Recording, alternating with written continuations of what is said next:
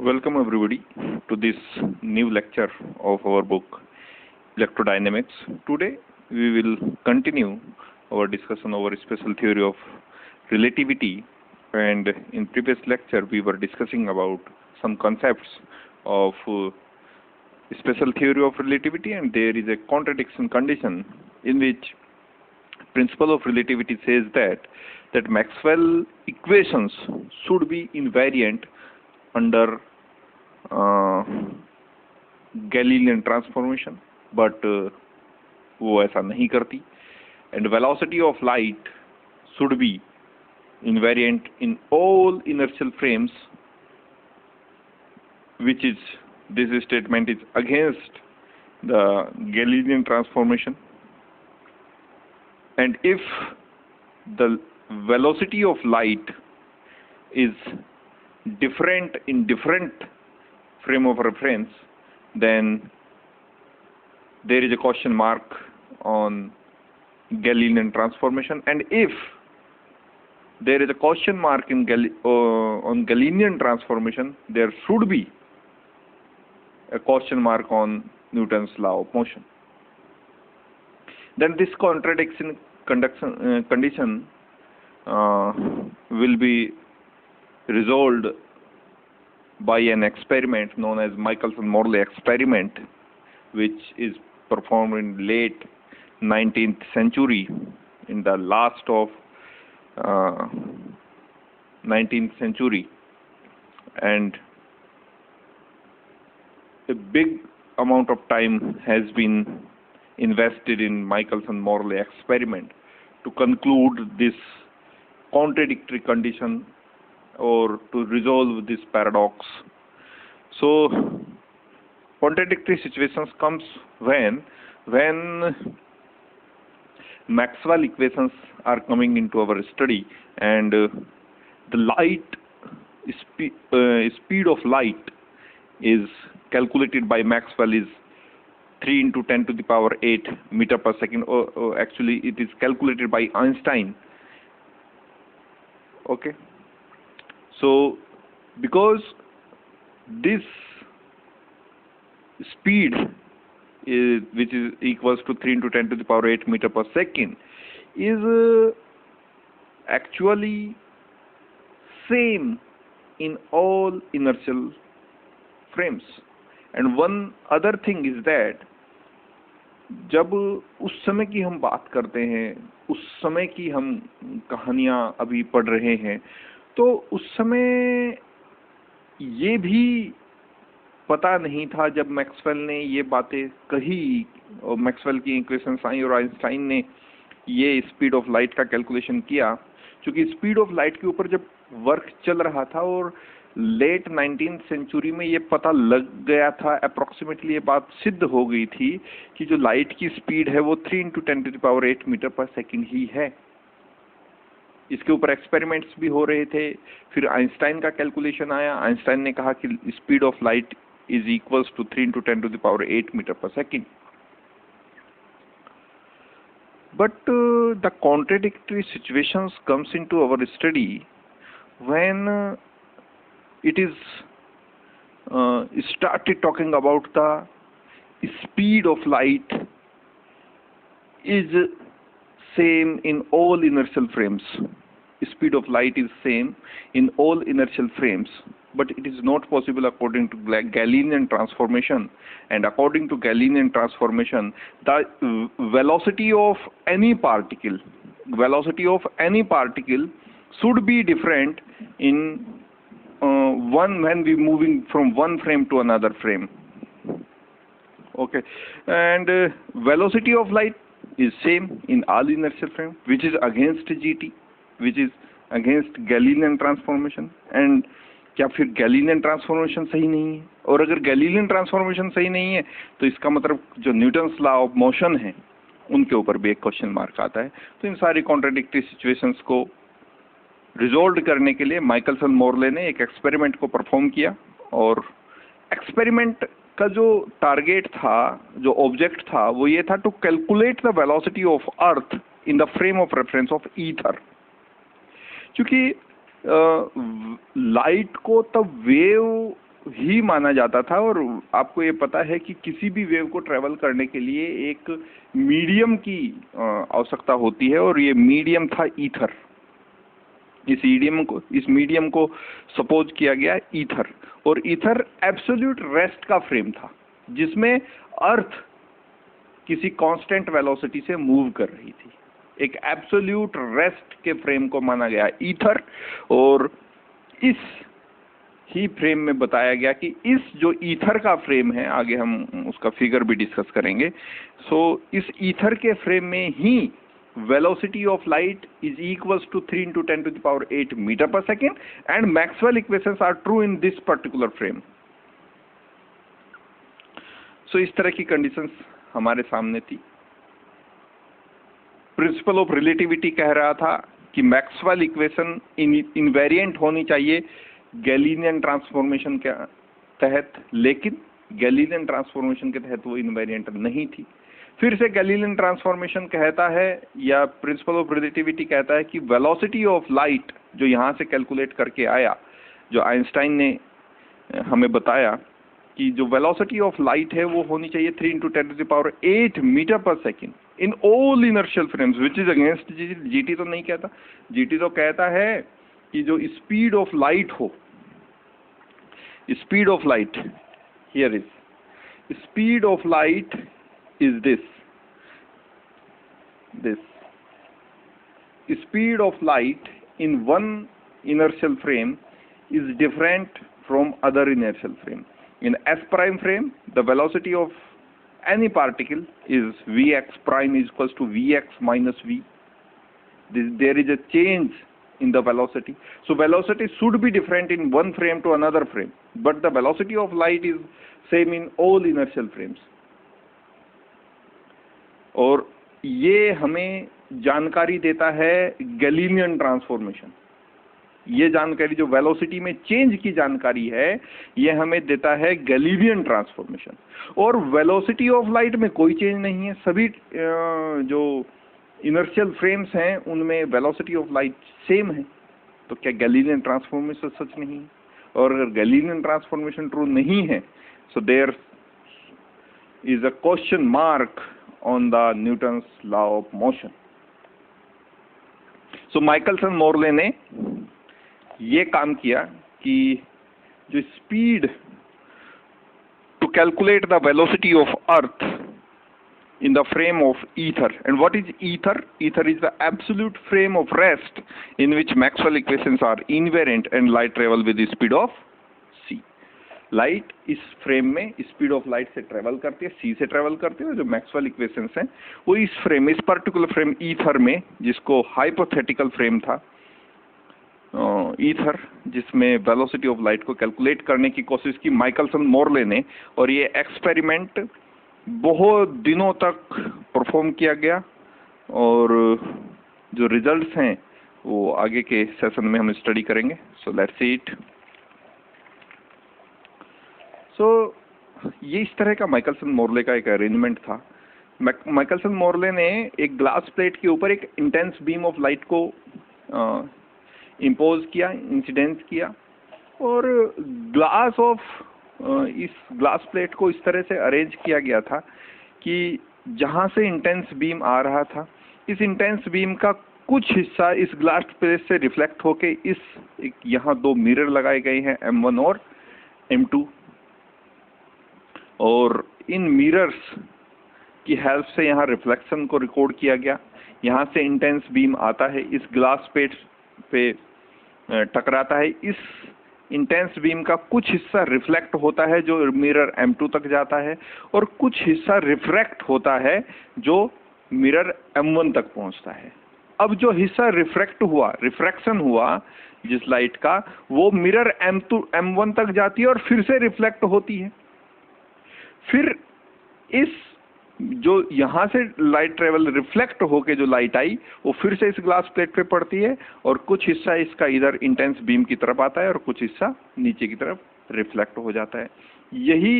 इसी तरह की एक घटना मिरर M2 के साथ भी होती है। यही सेम सिचुएशन कि यहाँ से इंटेंस बीम आता है, जो हिस्सा रिफ्लेक्ट हुआ उसके ऊपर बात कर रहे हैं। ये हिस्सा रिफ्लेक्ट होकर मिरर M2 तक पहुंचता है और रिफ्लेक्शन के फिर से रिफ्लेक्शन होता है मिरर M2 तक। एक हिस्सा रिफ्लेक्ट होकर चला जाता है इंटेंस बीम की, इंसिडेंट इंटेंस बीम की डायरेक्शन में, और दूसरा हिस्सा रिफ्रैक्ट होकर इस टेलीस्कोप तक पहुंचता है।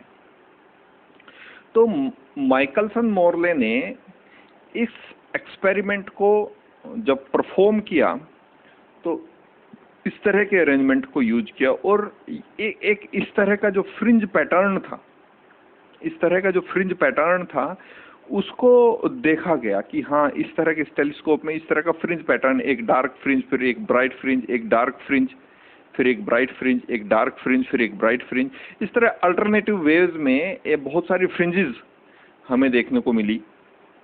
और टारगेट ये था, इस तरह के किसी मीडियम को उन्होंने ईथर कहा, इस तरह के किसी भी मीडियम को उन्होंने ईथर कहा, जो जिसको हमने एस फ्रेम कहा है, और जो अर्थ है उसको एस प्राइम फ्रेम कहा गया है। और चूंकि अर्थ की वेलोसिटी को मेजर करना माइकलसन मोरले का टारगेट था into the frame of ether, so ये माना गया कि जो वेलोसिटी, जो अर्थ है, इस ईथर के फ्रेम में कांस्टेंट वेलोसिटी से मूव कर रही है। यानी ये दोनों के दोनों किस तरह हो गए, जैसे इनर्शियल फ्रेम के बारे में आज तक हम डिस्कस करते आ रहे हैं, ये दोनों कैसे हो गए, इनर्शियल फ्रेम की तरह बिहेव कर रहे थे।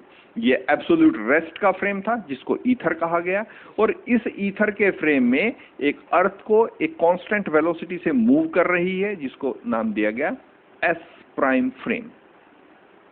ओके, टारगेट ये था, और जो इक्विपमेंट यूज किया गया वो ये था। ये इस अरेंजमेंट से velocity of earth is calculated in the frame of ether, in the frame of ether. Ether is the absolute rest frame, absolute frame of rest, you can say it. Okay, so अगर Galilean transformation की हम बात करें तो Galilean transformation हमें कहता है कि किसी भी एस प्राइम फ्रेम में x component of velocity in s prime frame should be equals to the x component of velocity into s frame minus the velocity of earth. This is in accordance to this arrangement. Okay, so Vx, what is Vx? It is the x component of light in ether frame in this context. In this context, इस context की अगर हम बात करें, चूंकि हम ether में अर्थ की वेलोसिटी को कैलकुलेट करना हमारा टारगेट है, तो आपको ये पता है कि ये हुआ Vx, that is the x component of light velocity in earth frame, in earth frame. जो एस प्राइम फ्रेम है उसको अर्थ को कंसिडर किया गया है, और एस फ्रेम को, जो एब्सोल्यूट रेस्ट का फ्रेम है, वो ईथर है। तो Vx प्राइम एक्चुअली क्या है, velocity of earth, velocity of x component of velocity of light in earth frame, and what is Vx is the x component of light in ether frame। चूंकि यहाँ frame एक ether है, दूसरा अर्थ है। अर्थ को हमने s प्राइम फ्रेम कहा है, और s को हमने, ईथर को हमने एस फ्रेम कहा है। एस एक एब्सोल्यूट रेस्ट का फ्रेम है, और एस प्राइम फ्रेम जो अर्थ को हमने कंसीडर किया है वो एस के रेस्पेक्ट में कांस्टेंट वेलोसिटी से मूव कर रहा है। ओके, सो इस तरह की सिचुएशन थी। सो Vx प्राइम जो वेलोसिटी का x component in prime frame should be equals to Vx minus V according to Galilean transformation, and Vx, what is Vx? Vx is the x component of light in ether frame, और ether के frame में हमने light की velocity कितनी consider की है, c consider किया है। सो Vx की जगह आ गया c and minus v। This is the x component of velocity in the frame of earth, चूंकि हमने s प्राइम फ्रेम अर्थ को कंसीडर किया है। ओके, यहां से हम टाइम को कैलकुलेट करेंगे, और टाइम को कैलकुलेट करने के बाद ये बहुत सारी कैलकुलेशन, मैथमेटिकल कैलकुलेशन यहाँ की गई है। इस तरह की जो मैथमेटिकल कैलकुलेशन, जल्दी से मैं इसको बता देता हूँ। सो बहुत जल्दी हम इस काम को करेंगे, मैं रिपीट नहीं करूंगा बीच में. So time taking by the light ray to travel from glass plate to the mirror M1. यहाँ से जो लाइट रे चली और उसे मिरर M1 तक ट्रेवल करने में कितना समय वो लेगी लाइट रे, और ये जो डिस्टेंस हमने इस ग्लास प्लेट से इस मिरर M1 की कंसीडर की है ये भी L कंसीडर किया है, और यहाँ से ग्लास प्लेट से जो M2 मिरर का डिस्टेंस है वो भी L कंसीडर किया है. तो हम यहाँ से टाइम निकाल रहे हैं. Time taking by the light ray to travel from the glass plate to the mirror M1. Mirror है यहाँ से चलने वाली जो रिफ्रैक्ट हुई लाइट, यहाँ से चलने वाली लाइट को यहाँ पहुँचने में कितना समय लगेगा, उस समय को हमने कहा T1a, and which is equals to L over C minus V, because this is the velocity of x component of velocity. So C minus V in the frame of earth. And time taking by the light ray to travel from the mirror M1 to glass plate. अब जो light यहाँ से reflect होकर mirror M1 तक पहुंची वो mirror M1 उसको reflect करेगा, तो इसी लाइट रे को वापस मिरर M1 से इस ग्लास प्लेट तक पहुंचने में कितना टाइम लगेगा. That time is taken as T2a and should be equals to L over C plus V, because the velocity into the opposite direction is considered to be minus V, and because of this minus is plus. So because this time velocity in the negative x-axis direction. तो इतना समय लेती है light यहाँ से यहाँ travel करने में, और वापस इतना समय लेती है लाइट यहाँ से यहाँ ट्रेवल करने में. So the total time taking by the light ray to travel from the glass plate and reaches again to glass plate. तो यहाँ से जो लाइट रे चली यहाँ वापस रिफ्लेक्ट हुई और वापस फिर से ग्लास प्लेट पाई, इतना ये टोटल टाइम कितना हुआ, that is equals to and T1 and is equals to T1a plus T2a is equals to L. Value of T1a is L over C minus V. This is 1 over C minus V, and T2a is L over C plus V. So L over C plus V. L is common. So when you LCM it, so the answer is 2LC over C square minus V square. ये एक case हुआ. So T1 को हमने यहाँ से calculate कर दिया, और ये जो C है इसका अरेंजमेंट कुछ इस तरह से कर रहे हैं हम. T1 को रीराइट आप कह सकते हैं, इसको T1 को हमने रीराइट किया और कुछ इस तरह से लिखा है that T1 equals to 2L by C 1 over 1 minus V square over C square. ये वाला फॉर्म था हमारे पास, ये वाला फॉर्म था. अब इस 2L बाई C, ये आप इस तरह से कह सकते हैं कि न्यूमरेटर में मैंने C से मल्टीप्लाई किया और C से डिवाइड किया. तो C से मल्टीप्लाई करने के बाद जो बना C स्क्वायर, इसको मैं लेके आया यहाँ डिनोमिनेटर में, बन गया C स्क्वायर, और जो डिनोमिनेटर में मल्टीप्लाई किया उसके डिनोमिनेटर में डिवाइड किया उससे बन गया ये factor 2L by C. Numerator से मल्टीप्लाई करने का C स्क्वायर हो गया, C स्क्वायर को उठा के मैं इसके अपॉन में ले गया, C स्क्वायर से C स्क्वायर कैंसिल हो गया, 1 हो गया, और यहाँ मेरे पास बचा 1 minus V square over C square. तो यहाँ देखिए इस इक्वेशन को देखिए, T1 is equals to 2L by C 1 over 1 minus V square over C square. This is equation number 5. Okay. अब यही कंसिडरेशन हम करेंगे मिरर M2 के लिए. इसी तरह का जो अरेंजमेंट है उसको हम करेंगे मिरर M2 के लिए. मिरर M2 में भी यही कंडीशन होगी. क्या होगी देखिए, ये आपके पास माइकलसन मोरले का अरेंजमेंट था. यहाँ से इंटेंस बीम आता है, यहाँ से लाइट रिफ्लेक्ट होती है, M2 तो को टकराती है, M2 फिर से उसे रिफ्लेक्ट करता है और वापस ग्लास प्लेट पर आती है. तो हमें टाइम कैलकुलेट करना है लाइट रे का जब वो पहले इस ग्लास प्लेट से रिफ्लेक्ट होती है और मिरर M2 तक जाती है एक समय. फिर दूसरा समय कैलकुलेट करना है जब वो मिरर M2 से आती है और ग्लास प्लेट तक आती है, और उन दोनों टाइम को जोड़ देना है. यानी हम जो टोटल टाइम कैलकुलेट करेंगे तो light ray reflect from the glass plate and again reaches to the glass plate. इस पर अब रास्ता कौन सा है, ये मिरर M2 वाला. पहले रास्ता कौन सा था, ये मिरर M1 वाला. तो let's see it this. Now the time taking by the light ray travel from the glass plate to the mirror M2 for this Vx prime is equals to Vx minus V. This is the Galilean transformation. क्योंकि इस direction में जो velocity का x component है वो नहीं है, velocity का x कंपोनेंट 0 है एस प्राइम फ्रेम में, क्योंकि ये तो y डायरेक्शन है, इसमें x कंपोनेंट नहीं होगा, ये तो y डायरेक्शन है, तो जो वेलोसिटी का x कंपोनेंट है वो हो जाएगा 0. सो Vx is equals to 0 and Vx equals to V and V is as it is, because there is no velocity component in this direction. So in this case, Vx from this equation, Vx equals to V and Vy prime is equals to Vy, because there is no change in this component of velocity as Galilean transformation, by Galilean transformation. Okay, so squaring and adding equation number A and B, ये equation A कहा, इसको equation B कहा, हमने दोनों तरफ square किया और add किया तो हमारे पास आ गया Vx square plus Vy square. यहाँ से हमने लेफ्ट हैंड साइड का स्क्वायर किया, V square plus V prime square. Vx square plus Vy square होगा C स्क्वायर के बराबर, is equals to V square minus V prime square.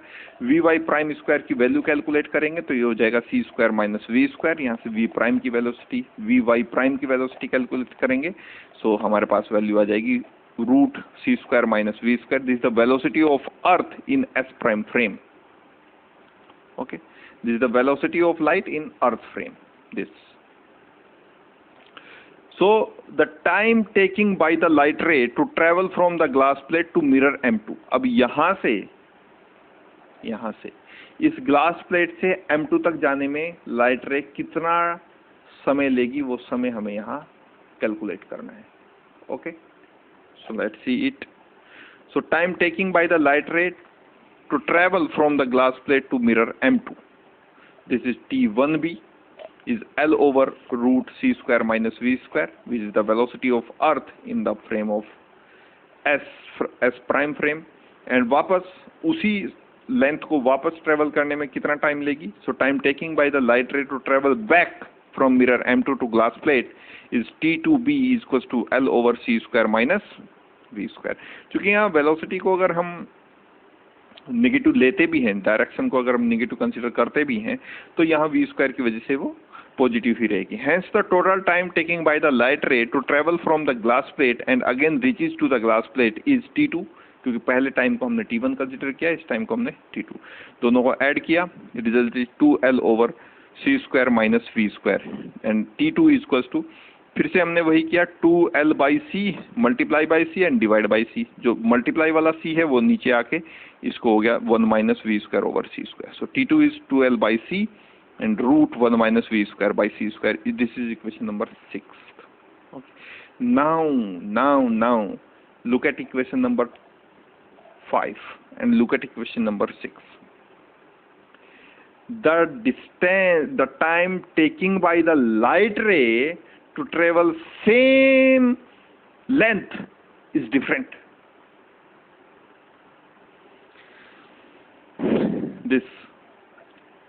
This length is L, this length is L, but the time taking by the light ray to travel the same distance in different directions is different. Okay, this is the equation number 5. This, the time taking by the light ray to travel from from glass plate to mirror M1 and then mirror M1 to reverse to the glass plate is this, and the time taking by the light ray to travel from the glass plate to mirror M2 and then mirror M2 to glass plate is T2 is equals to 2L by C root 1 minus V square over C square. This is equation number 6. The time taking by the light ray to travel the same distance in different direction is different. This time is 2L by C 1 minus V square over C square, and this time is T2 is equals to 2L over C root 1 minus V square by C square. This is equation number 6. Okay, so from equation number 5th and 6th, it is clear that time taking by the light rays to travel the same length is different. Then difference in time क्या है? तो इन दो समय हमें मिला है, ये इनमें डिफरेंस कितना है? and that is the difference can be calculated at del t is equals to t1 minus t2, del t is equals to 2l by c 1 over 1 minus v square over c square minus 1 over root 1 minus v square over c square when you subtracting the equation number 5th from equation number 6th. So this is the time difference between the light ray to travel the same distance. Due to this time difference, इस time difference की वजह से there appear a fringe pattern in the telescope. इस तरह का जो fringe pattern है वो इस डेल्टा टी समय अंतराल की वजह से हमें यहाँ दिखाई देना चाहिए। अब जो जीनियस थी माइकलसन मोरले की, जो इंटेलिजेंसी थी माइकलसन मोरले की, वो ये थी कि उन्होंने ये पूरा अरेंजमेंट एक मरकरी पूल, एक बहुत बड़े से एक प्लेटफॉर्म पे, एक बहुत लंबे चौड़े प्लेटफॉर्म पे उन्होंने ये पूरा अरेंजमेंट किया और इस पूरे प्लेटफॉर्म के फ्लोट कराया on a mercury pool. Mercury के पूल पे इस पूरे प्लेटफॉर्म को फ्लोट कराया। ये इंटेलिजेंसी थी माइकलसन मोरले की। टारगेट क्या था, ये ऐसा क्यों किया गया? टारगेट ये था कि ये जो अरेंजमेंट है, जो अब ऐसा हमें दिख रहा है, यहाँ ग्लास प्लेट है, यहाँ से इंटेंस बीम आता है, कुछ हिस्सा रिफ्लेक्ट होता है, कुछ हिस्सा रिफ्रैक्ट होता है, ये बस सारी कैलकुलेशन जो अभी तक हमने की। फिर टाइम अलग अलग है सेम लेंथ को ट्रेवल करने के लिए, जो ऐसा नहीं होना चाहिए था क्योंकि स्पीड ऑफ लाइट इतनी ज़्यादा है, उसकी वजह से ऐसा नहीं होना चाहिए था। पर जो रिजल्ट्स आए, टारगेट ये था प्लेटफॉर्म को इस तरह से फ्लोट कराने के लिए कि अब इस प्लेटफॉर्म को हम 90 डिग्री मूव कर देंगे, 90 डिग्री घुमा देंगे। मरकरी पूल के ऊपर इस बड़े से प्लेटफॉर्म को हम घुमा देंगे, ये टारगेट था। और इससे होना क्या चाहिए था? इससे होना ये चाहिए था, अगर हम ऐसा करते हैं तो इमेजिन कीजिए कि जो मिरर M1 का पोजीशन है वहां चला जाएगा मिरर M2 की जगह, और मिरर M2 का पोजीशन आ जाएगा मिरर M1 की जगह। ये हो जाना चाहिए। इससे क्या इफेक्ट आएगा? इससे इफेक्ट ये आएगा कि जो हमें ये फ्रिंज पैटर्न मिल रहा है, अगर हम उसको 90 डिग्री रोटेट करें तो वहां फ्रिंज पैटर्न में एक चेंज या कोई शिफ्ट दिखना चाहिए। इस फ्रिंज पैटर्न में जो क्रॉस वायर आपको पता है टेलीस्कोप में दिखाई देते हैं, उस क्रॉस वायर की पोजीशन में कोई शिफ्ट नजर आना चाहिए जब हम इस पूरे प्लेटफॉर्म को 90 डिग्री रोटेट कर देंगे, 90 डिग्री रोटेट कर देंगे। ये इंटेलिजेंसी, ये जीनियस था माइकलसन मोरले का। बहुत ही परफेक्शन के साथ ये काम किया गया, बहुत सावधानी रखते हुए सारी योजना बनाई गई और इस पूरे प्लेटफॉर्म को 90 डिग्री रोटेट कर दिया गया, 90 डिग्री रोटेट कर दिया गया। और 90 डिग्री रोटेट करने के बाद फिर से इस टाइम को कैलकुलेट किया गया, ये पूरी प्रोसेस फिर से की गई और नया टाइम आया मेरे पास। इसको मैंने यहां दिखाया है डेल्टा टी स्टार से, और ये टाइम डिफरेंस मुझे बताएगा कि this time difference tells us the shift in fringe pattern, how much shift there is determined by the about time difference this. लेकिन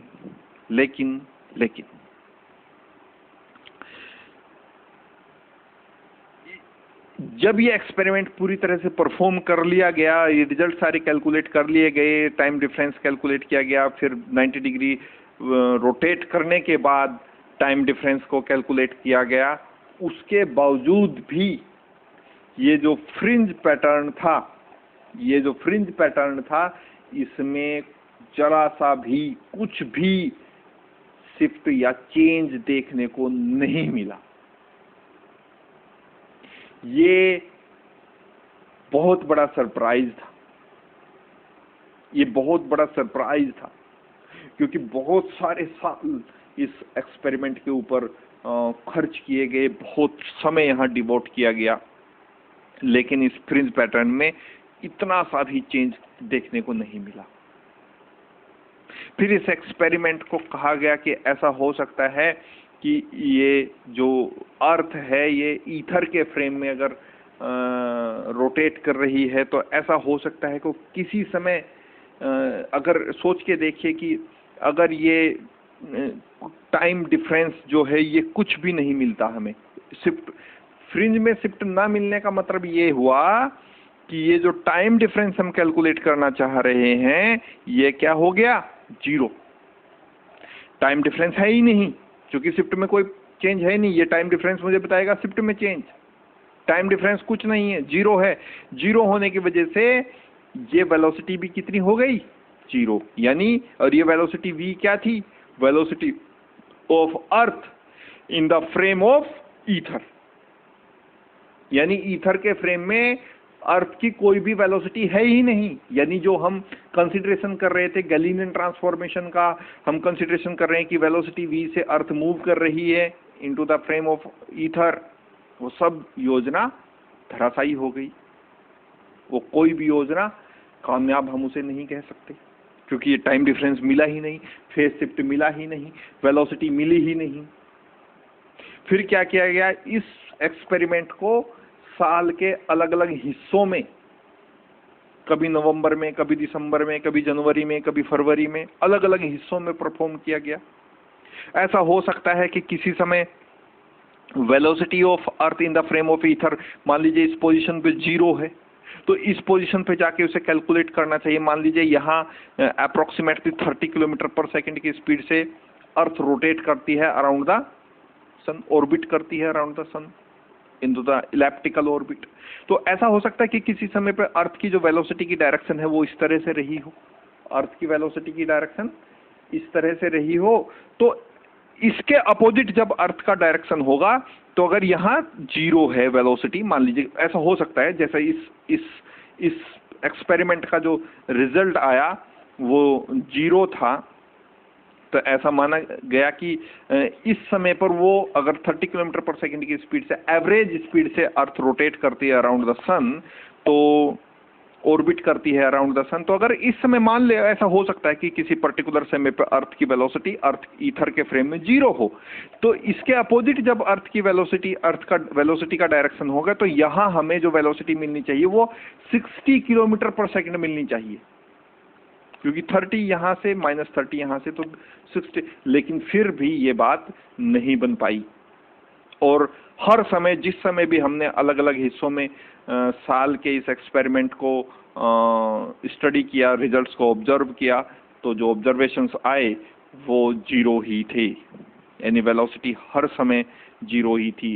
कोई भी शिफ्ट उस फ्रिंज में, उस फ्रिंज पैटर्न में कोई भी शिफ्ट हमें देखने को नहीं मिला, और इसे कहते हैं null result of Michelson Morley experiment.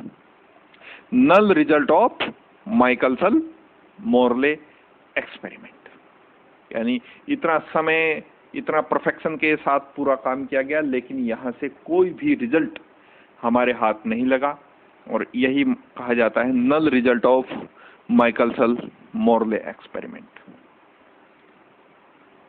अब यहां से कहानी शुरू होती है स्पेशल थ्योरी ऑफ रिलेटिविटी। तो जब ये फेलियर हो गया, माइकलसन मोरले एक्सपेरिमेंट कोई रिजल्ट नहीं दे पाया, तो ये कहा गया कि ईथर नाम का कोई भी फ्रेम, कोई भी एब्सोल्यूट फ्रेम है ही नहीं। ऐसा कोई फ्रेम नहीं है जिसमें अर्थ किसी कांस्टेंट वेलोसिटी से ट्रेवल करते हैं, क्योंकि जब वेलोसिटी नहीं तो ट्रेवल कहां कर रही है।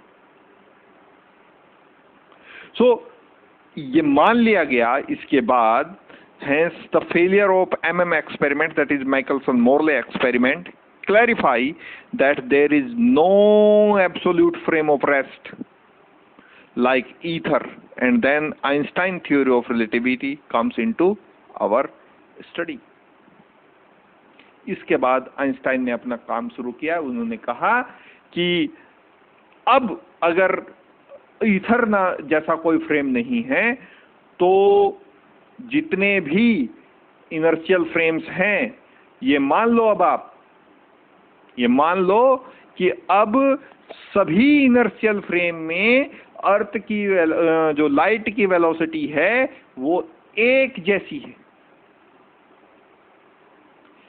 अर्थ की वेलोसिटी सभी इनर्शियल फ्रेम में एक जैसी है, ईथर नाम का कोई फ्रेम नहीं है, और जो मैक्सवेल इक्वेशंस हैं, जो मैक्सवेल लॉज हैं, वो सभी इनर्शियल फ्रेम में इनवेरिएंट रहने चाहिए।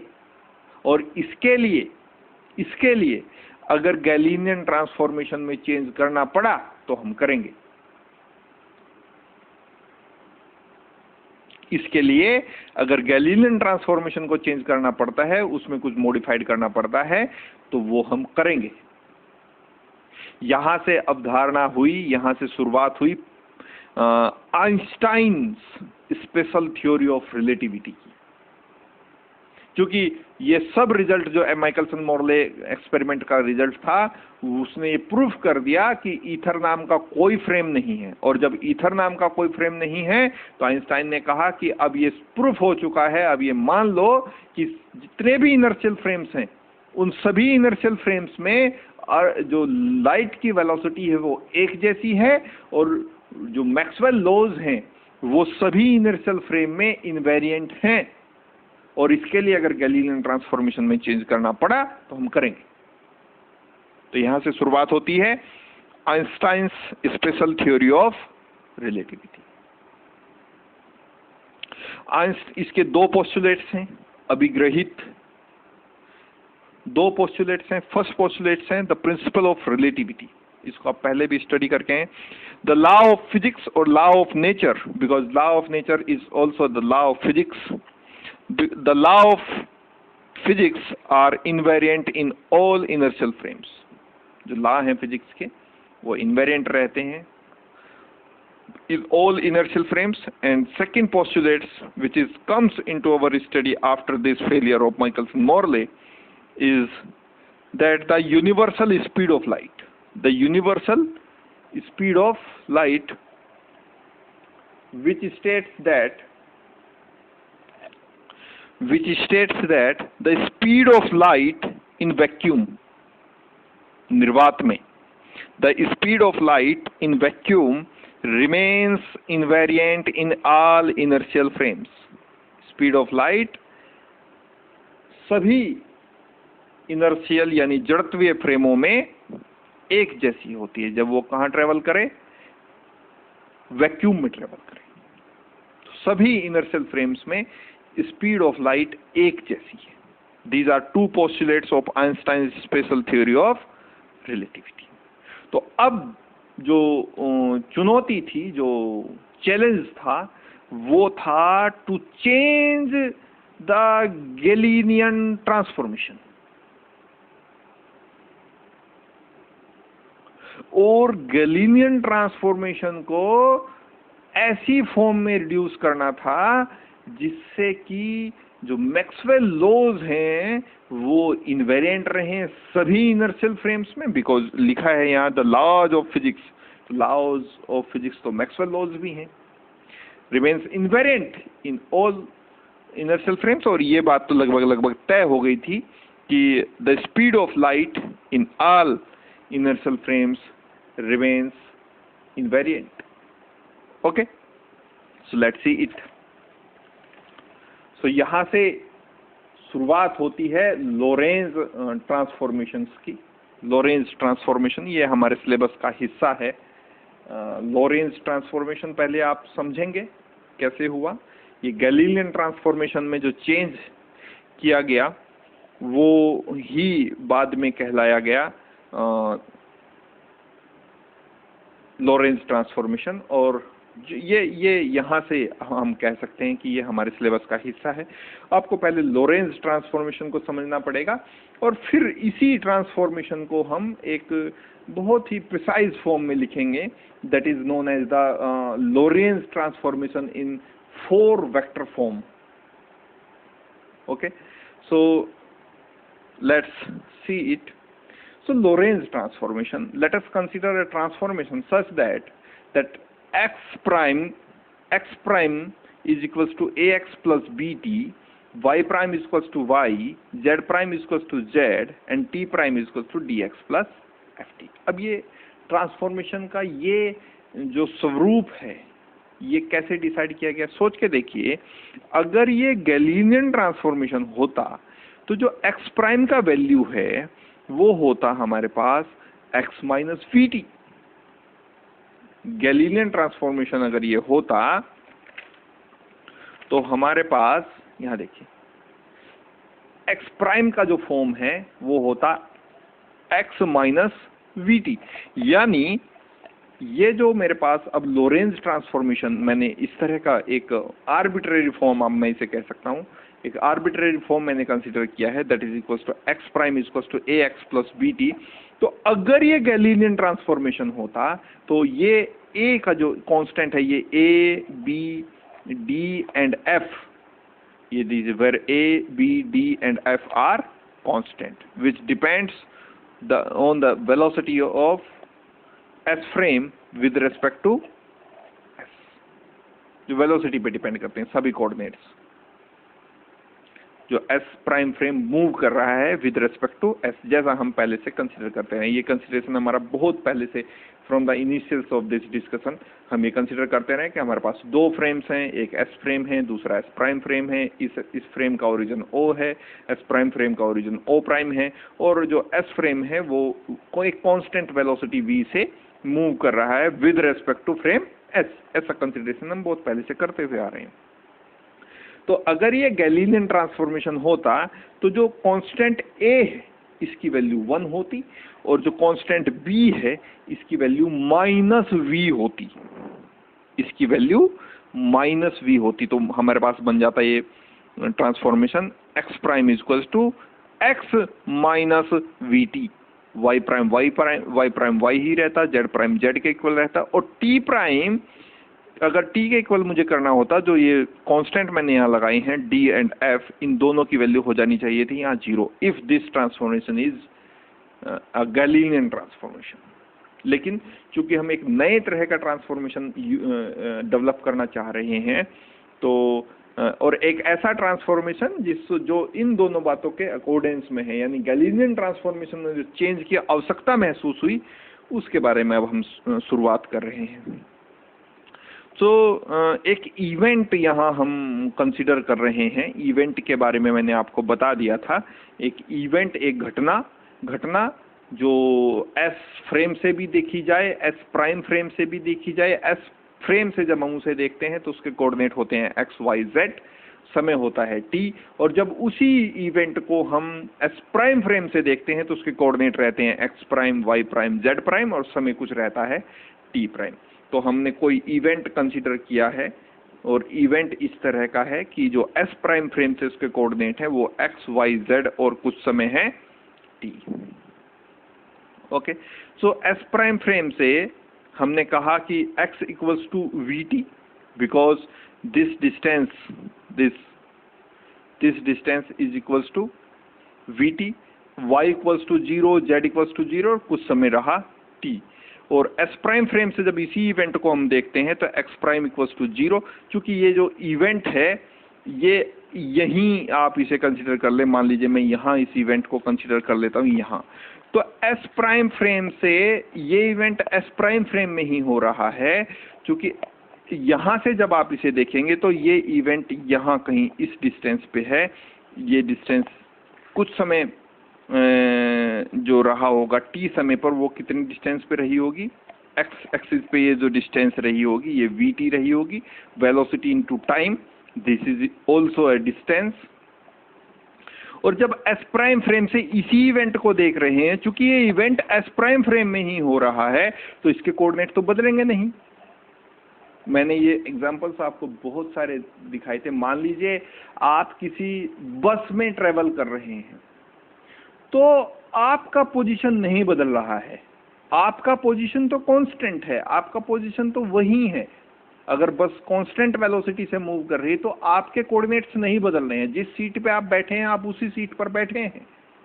तो एस प्राइम फ्रेम में आपकी वही सीट है। एस प्राइम फ्रेम के रेस्पेक्ट में ये कोऑर्डिनेट नहीं बदलेंगे। हाँ, एस फ्रेम से जब देखेंगे तो आपके जो कोऑर्डिनेट्स हैं वो चेंज हो सकते हैं। क्योंकि ये बाहर खड़ा हुआ वो व्यक्ति है जो एस फ्रेम में है, और एस प्राइम फ्रेम वो फ्रेम है जो कांस्टेंट वेलोसिटी से मूव कर रहा है। मान लीजिए कोई बस हो सकता है, कोई ट्रेन हो सकती है, साइकिल हो सकती है, मोटरसाइकिल हो सकती है, कुछ भी हो सकता है, जो एक कांस्टेंट वेलोसिटी से मूव कर रहा है। तो यहाँ कोऑर्डिनेट में चेंज नहीं आएगा, इसीलिए एक्स प्राइम का ये कोऑर्डिनेट 0 है, वाई का भी कोऑर्डिनेट 0 है, जेड का भी कोऑर्डिनेट 0 और कोई समय रहा होगा टी प्राइम। ओके, और t equals to 0, t prime equals to 0 पे ये जो एस फ्रेम है और एस प्राइम फ्रेम है, इनके जो ओरिजिन है वो कोइंसाइड कर रहे थे। इस तरह का इवेंट हम कंसीडर कर रहे हैं। और t समय बाद उससे t इक्वल्स टू 0 था, t प्राइम भी 0 था, उससे t समय बाद हम देख रहे हैं तो ये जो फ्रेम है ये vt डिस्टेंस मूव कर जाता है t समय में, और जो y कोऑर्डिनेट है ये भी 0 रहता है, z कोऑर्डिनेट है ये भी 0 रहता है। लेकिन यही जो इवेंट है जब मैं x प्राइम फ्रेम से देखता हूं तो इसके कोऑर्डिनेट हमेशा मुझे 0 मिलेंगे, चाहे उस समय टी प्राइम कुछ भी हो। ये बात आपको समझ आई होगी, आई होप, क्योंकि ऐसी बातें हम एग्जांपल्स में बहुत कर चुके हैं। Okay, so on putting this information, ये जो इंफॉर्मेशन है, on putting this information into equation number first we have, यानी x इक्वल्स टू v2 को पुट करेंगे और जितने भी हैं और ट्रांसफॉर्मेशन है सबको पुट करेंगे। सो x प्राइम की वैल्यू यहाँ 0 है तो यहाँ 0 पुट करेंगे तो ये 0 हो गई। फिर x की वैल्यू vt है तो यहाँ पुट करेंगे तो ये हो जाएगी avt, तो avt हो गया, प्लस bt, ये bt हो गया। t को यहाँ से, ये हमारे पास इक्वेशन बनी avt plus bt is equals to 0। That means अगर यहाँ से और यहाँ से मुझे पता है कि t कॉमन है, so ab plus b into t equals to 0, and you know that t does not equal to 0, so ab plus b equals to 0 and we can say it b equals to a minus ab। यहाँ से जो मेरा काम शुरू हो रहा है, मैं डिफरेंट इवेंट, आगे का मैं आपको एक अब मैं कह सकता हूँ कि एक आउटलाइन जो मेरी है इस टॉपिक में वो ये है कि मैं अलग अलग इवेंट को कंसीडर करूँगा और मेरा जो प्राइमरी टारगेट रहेगा वो होगा कि मैं इन coordinates a, b, d and f इनकी वैल्यूज को कैलकुलेट कर सकूं, और फिर वापस से जब मैं इन सब वैल्यूज को इक्वेशन नंबर फर्स्ट में पुट करूं तो एक नया ट्रांसफॉर्मेशन मेरे सामने होगा और वही ट्रांसफॉर्मेशन कहलाएगा द लोरेंज ट्रांसफॉर्मेशन।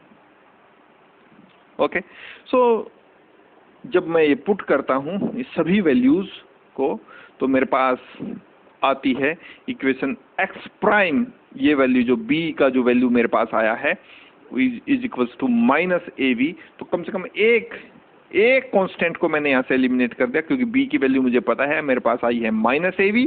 ये वैल्यू मैं फिर से वापस इस इक्वेशन में पुट करता हूँ तो x prime is equals to ax minus, because of this minus this plus will be minus, and in place of b we have to put minus ab.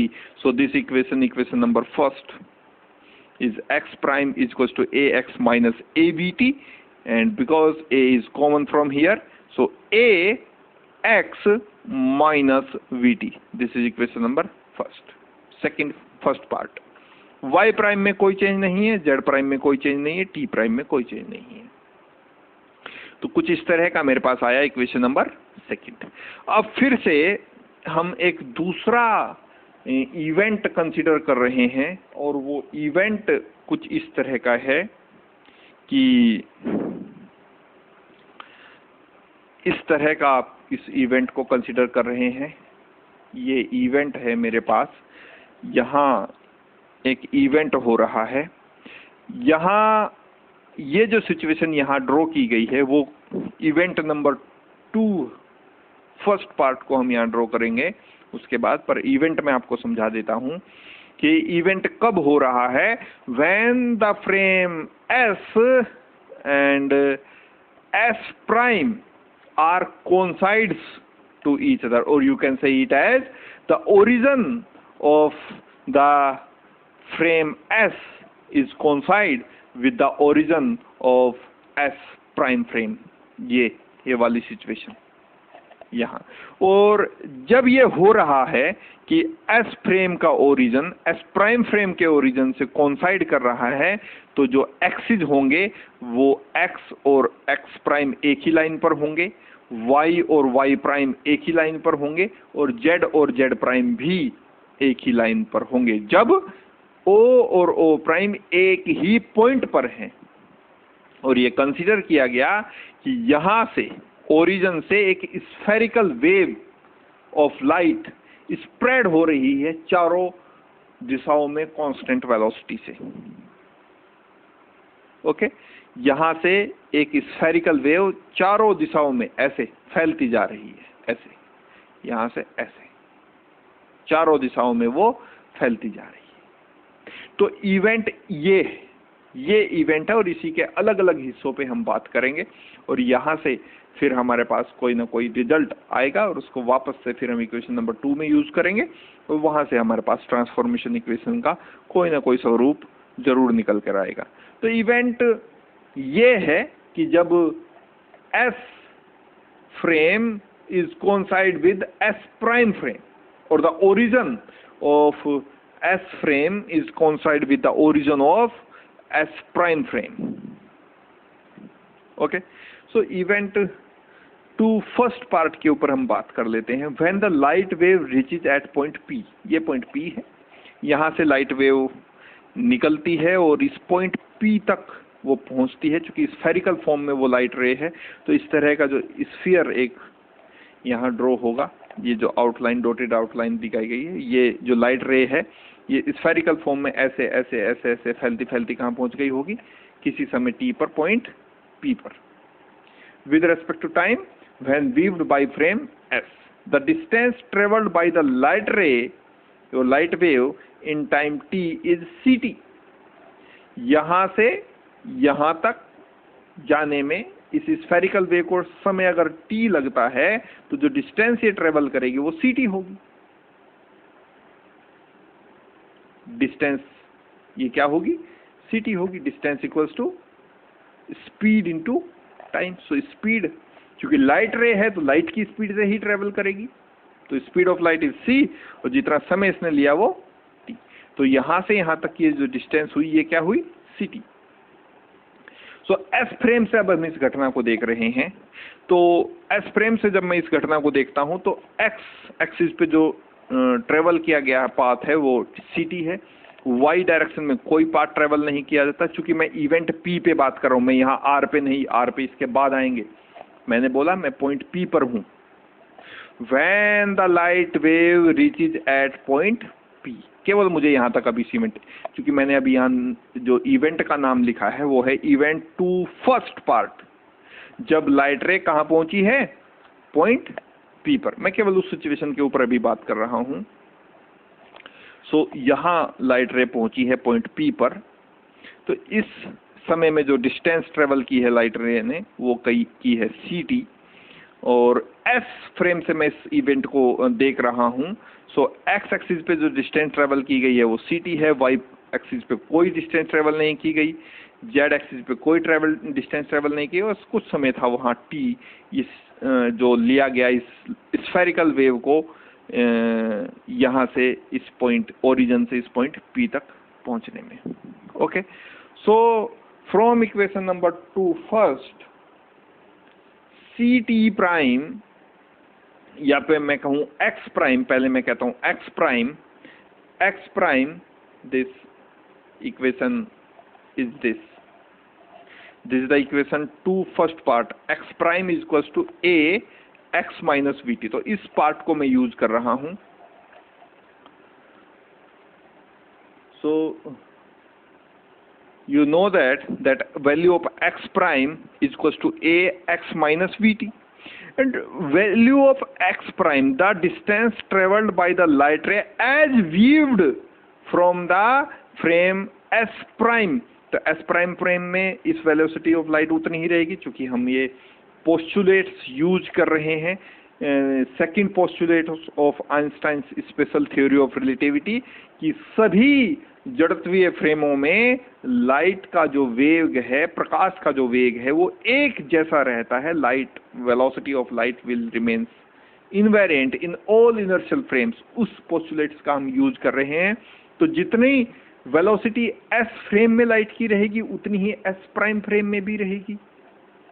तो जब मैं इस इवेंट को एस प्राइम फ्रेम से देखता हूं तो ये जो ट्रेवल करती है डिस्टेंस, ये लाइट रे जो ट्रेवल करती है वो करती है सी टी प्राइम, किसी टाइम टी प्राइम में वो डिस्टेंस जो ट्रेवल करती है वो होगी c t prime, velocity of light into time taken by the light in frame S prime. And this will be equals to x a into x minus vt. This result comes from the second equation, first part, this. And you know that the value of x is equals to ct. So put here the value of x. So a into the place of x, ct minus vt, t is common, so c minus v. This is equation number 3rd, first part. अब चूंकि मुझे ये पता है यहाँ second equation से कि y prime में कोई चेंज नहीं है, z प्राइम जो चेंज है वो t प्राइम में है, तो अब मैं यूज कर रहा हूँ जो ये सेकंड इक्वेशन है इसका fourth part, that is t prime equals to dx plus ft. इसको मैं यूज कर रहा हूँ. तो देखिए, so using this, that is the fourth part of equation number 2, that is t prime is equals to dx plus ft. The value of x from here is ct, so this will be equals to dct plus ft. T is common from here, so t is common, dc plus f. This is equation number 3rd, second part. Okay, now dividing equation number 3rd first part to the 3rd second part, यहाँ से इसको divide कर दीजिए. तो देखिए, जब left hand side को divide करेंगे तो टी प्राइम से टी प्राइम कैंसिल हो जाएगा, हमारे पास बचेगा सी. और यहाँ से जब राइट हैंड साइड को डिवाइड करेंगे तो टी से टी कैंसिल हो जाएगा, हमारे पास बचेगा, या यहीं डिवाइड करके भी हम देख सकते हैं, ए टी ये वाला part over T D C plus F ये वाला पार्ट. टी से टी कैंसिल हो गया, हमारे पास बचा A C minus V D C plus F. ये क्रॉस मल्टीप्लाई करेंगे, so D C square plus C F is equals to A C minus V. This is equation number 4th. तो हमने जो इवेंट कंसीडर किया था उसके according मेरे पास ये वाली इक्वेशन आ गई है. अब मैं दूसरा कोई इवेंट कंसीडर कर रहा हूं जब ये लाइट रे कहाँ पहुंच जाती है, पॉइंट क्यू पर पहुंच जाती है. क्योंकि स्फेरिकल लाइट वे है, चारों तरफ फैलेगी, तो जितना है वो P पर पहुंचेगी उतना ही वो किसी पॉइंट नेगेटिव एक्स एक्सिस में Q पर भी पहुंचेगी. सो जब वो Q पर पहुंचती है तो ये जो डिस्टेंस ट्रेवल करती है वो कितनी हो जाएगी, minus c t as viewed from frame S. Okay, और ये भी माइनस होगा, ये भी माइनस होगा, और वो जो डिस्टेंस हम S प्राइम फ्रेम से देखेंगे तो वो हो जाएगी x prime equals to minus c t prime. y axis पे कोई डिस्टेंस ट्रेवल नहीं करेगा, चूंकि मुझे यहाँ तक इस पॉइंट तक रहना है. यहाँ पे ये इवेंट जो है ये सेकंड पार्ट में ले रहा हूँ और मुझे केवल इस पॉइंट पे अभी कंसंट्रेट रहना है, पॉइंट क्यू पर. Okay, y equals to 0, z equals to 0, कोई समय रहा होगा t s फ्रेम में, और s प्राइम फ्रेम की बात करें तो x प्राइम इक्वल्स टू होगा minus c t prime, y prime की वैल्यू 0, z प्राइम की वैल्यू 0, और कोई समय रहा होगा t प्राइम. फिर से हम उसी कंसीडरेशन को लगाते हैं, इस वाले कंसीडरेशन को. x प्राइम की वैल्यू मुझे पता है क्या, a x minus v T. तो x की वैल्यू मैंने यहाँ पुट की माइनस सी टी, और x प्राइम की वैल्यू मुझे पता है इस फ्रेम में माइनस सी टी प्राइम. अब किस पॉइंट पर है मैं, क्यू पॉइंट पर. तो इस डायरेक्शन में नेगेटिव एक्स एक्सिस में जो एक्स एक्सिस पे चली गई दूरी है वो नेगेटिव में कंसीडर की जाती है. So a minus c t, the value of x this, and minus vt is same. So minus is common from here and t is also common from here. So this will be equals to, that is minus Ct prime is equals to minus At plus into C plus V. This is equation number 5th, first part. And this, using this equation, T prime equals to dCt plus Ft. Actually this equation is in this form. T prime is equals to dx plus Ft, because here is the value of x is minus Ct.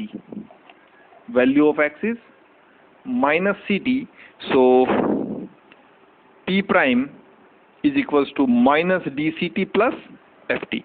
And you know that because T is common from here, so minus dC plus F into T. This is equation number 5th, second part. और फिर से हम ऐसा ही करेंगे जैसे हमने first part को divide किया था थर्ड सेकंड पार्ट से, इसी तरह से हम यहाँ करते हैं. Equation number 5th first part को डिवाइड करते हैं equation number 5th second part से. तो let's see the result, and the result is this. By dividing equation number first part to the equation number second part, that is minus Ct prime over T prime is equals to minus A T C plus V over minus dC plus F. T is cancelled with T and T prime is cancelled with T prime. Minus C equals to minus A C plus V over minus dC plus F. Minus is cancelled with minus, and again by cross multiplication we have minus dC square plus CF is equals to A C plus V. This is equation number 6. So जो event 2 का first part था वो मैंने point P पर consider किया था, यहाँ point P पर, और इवेंट नंबर सेकंड का जो सेकंड पार्ट था वो मैंने Q पर कंसीडर किया. अब एक तीसरा इवेंट मैं कंसीडर कर रहा हूँ, वो है पॉइंट R पर, इस पॉइंट पर, यहाँ इस पॉइंट R पर, जो y एक्सिस पे एक पॉइंट है. चूंकि स्फेरिकल वेव है, स्प्रेड हो रही है, चारों तरफ स्प्रेड हो रही है, तो चारों तरफ अगर स्प्रेड हो रही है तो वो कहीं पॉइंट R पर भी पहुंचेगी. तो एक तीसरा इवेंट हम कंसीडर कर रहे हैं. मैं पहले इवेंट ने मुझे इक्वेशन नंबर 4 पर लाकर छोड़ा है. इक्वेशन नंबर जो सेकंड मैंने इवेंट लिया उसने मुझे इक्वेशन नंबर 6 पर लाकर छोड़ा है. मैं तीसरा इवेंट कंसीडर कर रहा हूं जो इवेंट 2 थर्ड पार्ट है, कि वो जब लाइट रे पॉइंट R पर जाती है, और पॉइंट R मैंने बता दिया है वो y एक्सिस पे कोई पॉइंट है. तो जो S फ्रेम से मैं देखूंगा उस पॉइंट R को, तो वो पॉइंट R की जो डिस्टेंस होगी x एक्सिस पे वो 0 होगी, y एक्सिस पे ct होगी. क्योंकि मैं ct जो लाइट रेज है, वो लाइट वेव है, वो c velocity of light c सभी इनर्शियल फ्रेम में एक जैसी, और ये जो डिस्टेंस वो ट्रेवल करने में टाइम लेगी वो t है. तो टोटल डिस्टेंस जो y एक्सिस पे ट्रेवल होगी वो ct होगी. z एक्सिस पे कोई डिस्टेंस ट्रेवल नहीं करेगा और t कोई समय रहा होगा इस फ्रेम में. s प्राइम फ्रेम से जब मैं इसी इवेंट को पॉइंट R को देखता हूं तो x प्राइम की जो वैल्यू होगी वो होगी a minus v t, a minus v t, y equals to ct, और z प्राइम की जो वैल्यू होगी वो होगी 0, और टाइम जो t रहेगा वो रहेगा ft. टाइम जो रहेगा वो रहेगा ft.